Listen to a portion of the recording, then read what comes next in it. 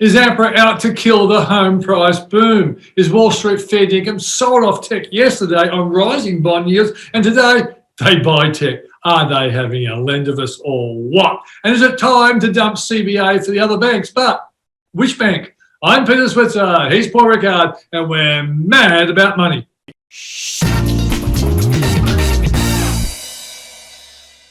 Well, Paul, APRA, it's just sick and tired of these home price rises, and it's acted. Yeah, it has been a big news this morning that it's increased the serviceability buffer by 2.5% to 3%.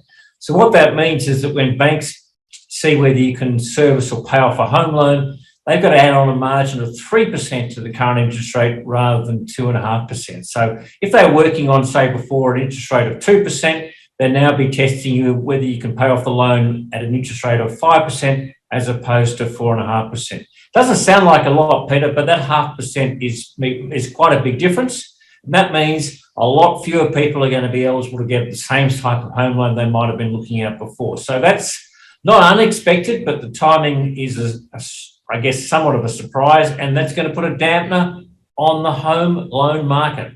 Yeah, exactly right. So it's a bit like that little Britain episode where they said, it says no. The computers at the banks will be saying no, particularly, Paul, for the big loans, because the big loans, they really going to be harder to pay off if you say you're borrowing $1 million at 2%, and all of a sudden it's going to be at 5 or 5.5%.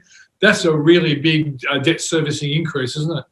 Yeah, it is, Peter. And we saw that in 2019. Let's not forget, APRA basically engineered almost what we at the time described as a bit of a mini credit squeeze. That didn't get a lot of traction, but they did a number of measures like this to slow the housing market down, and been under a lot of pressure from other regulators and the media because of the market's been going absolutely gangbusters. Sure. This is going to have some impact. So this is not a small story, and I guess there's more measures to come if they're still concerned about the pace of the housing market. So tougher to borrow. That'll slow it a bit, and just should make a few borrowers just really be a bit careful about getting in too deep.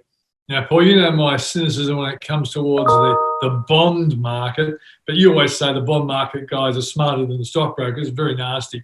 But every time the bond market goes up a little bit, tech sells off, and then one day later they buy tech. What's going on?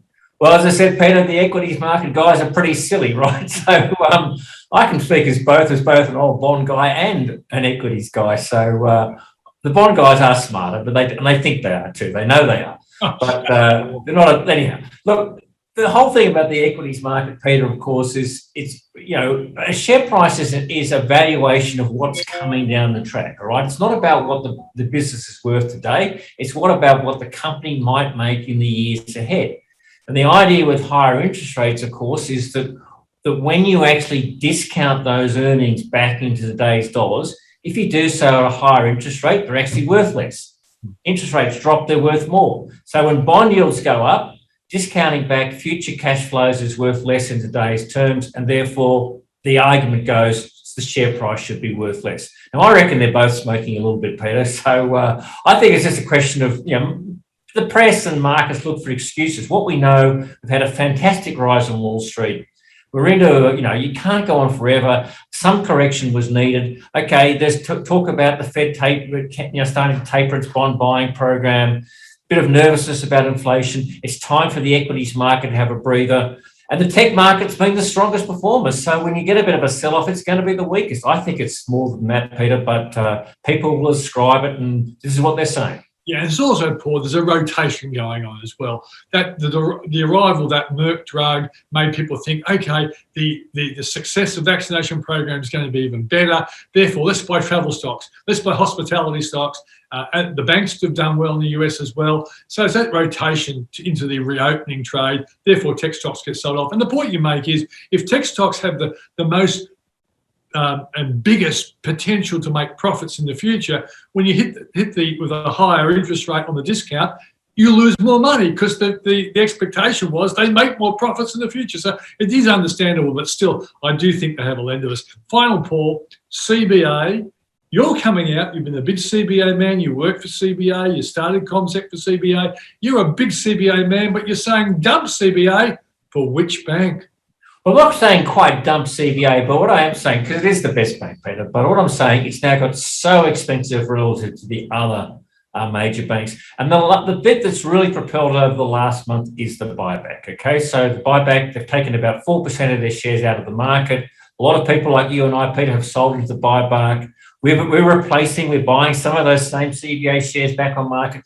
That's why it was up at $105 yesterday when the rest of the market sold off, CBA went up. That's people getting in and saying, I want to buy back some of those shares I've sold, right? Yeah. Simple as that. Now, what you got to realise, of course, is that although it's the best bank, it's never been at a higher premium than it's trading to the other banks. Today, I just checked the numbers. It's trading on a PE of over 20 times for a bank. Now there's something like about 14.4. Westpac's even lower. ANZ about the same level. That means that on a price earnings multiple basis, CBA is trading at a 40% premium to the other major banks. The best it's been in the other times has been about 30 to 35%. So I reckon, look, this isn't going to turn around straight away because we know that, there's going to be people buying CBA shares for some time. Yep. But for a long-term trade, this is a time to think about reducing CBA a little bit and looking for some value. I reckon the bank to probably look at is National Australia Bank. Yeah, you're going for NAB.